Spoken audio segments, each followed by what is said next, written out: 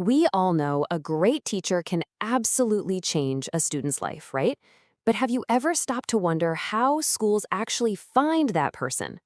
Well, in this explainer, we are pulling back the curtain on the whole complex process of how teacher qualifications are evaluated, from sifting through a mountain of resumes to that final handshake. Okay, so picture this, a principal's desk. For just one single teaching position, it could be buried under something like 150 applications. No joke. That number alone shows you the scale of the challenge right away. I mean, where do you even begin? So that really is the central question, isn't it? With that massive pile of resumes, how on earth do you find the one person who's not only going to teach the curriculum, but actually inspire students? That's the puzzle we're going to solve today. The best way to think about this is like a giant puzzle. A hiring manager isn't just looking for one single thing. Nope. They're trying to piece together a complete picture of a candidate, to understand their strengths from every possible angle and find that perfect fit for their school. Every single part of this process, the resume, the data, the interview, it's just another piece of that puzzle. And the goal isn't really to find one perfect piece, it's to see how all the pieces fit together to create a clear, holistic image of what this person would be like as an educator. So with 150 applicants, you just can't interview everyone. It's impossible. So the very first step is a filter. It's a really rapid process designed to narrow that huge pool down to a short list of contenders who meet the most basic, non-negotiable requirements.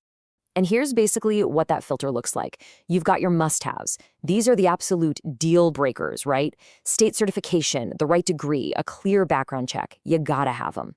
Then you've got your nice-to-haves, things like a master's degree or lots of experience. These things definitely make a candidate stand out, but they only matter after all those essential boxes are checked. Okay, so once that huge pool of applicants is way smaller and much more manageable, the evaluation gets a lot more sophisticated. This is when hiring managers really start digging into the data to find actual evidence of a teacher's effectiveness and their impact on student learning. Now, you'll often hear this term thrown around, value-added modeling, or VAM for short. It sounds super complex, I know, but the idea is actually pretty straightforward. It's a statistical tool that tries to answer the question, how much did students' knowledge actually grow with this specific teacher compared to what was expected? It's a powerful metric for sure, but I've got to say, it's also one of the most debated tools in all of education. For instance, take a look at this. Let's say you have 3 qualified candidates. On paper, they all look great, but the data might suggest that while they're all good, candidate B has a history of producing significantly higher student growth. A data point like this can be a really powerful piece of the puzzle. But, and this is so important, it's never just about one number. Employers look at a whole range of data points to get a fuller picture. Things like digital portfolios can showcase a teacher's actual lesson plans and student work. Surveys from students and parents give you insight into the classroom climate. And of course, past reviews provide a documented history of their performance. So data tells a powerful story about the past, but it just can't tell you everything.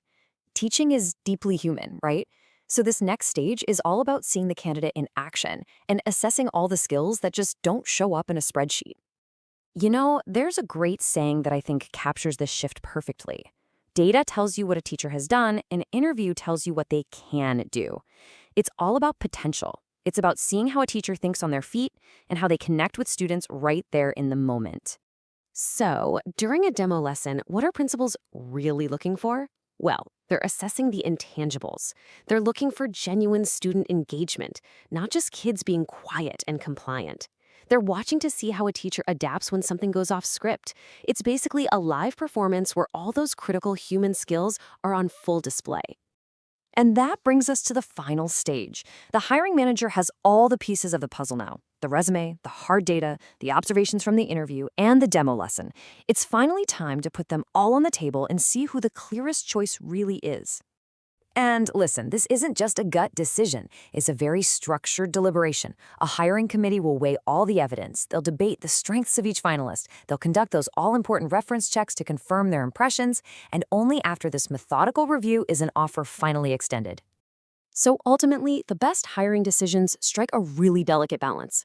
It's not about data versus intuition. It's a synthesis of both.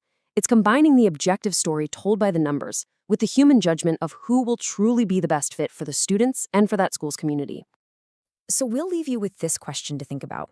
We've seen how teachers are evaluated today, but as our technology and our society change so fast, what are we going to value most in the teachers of tomorrow? It's a critical question for all of us. Thanks for watching.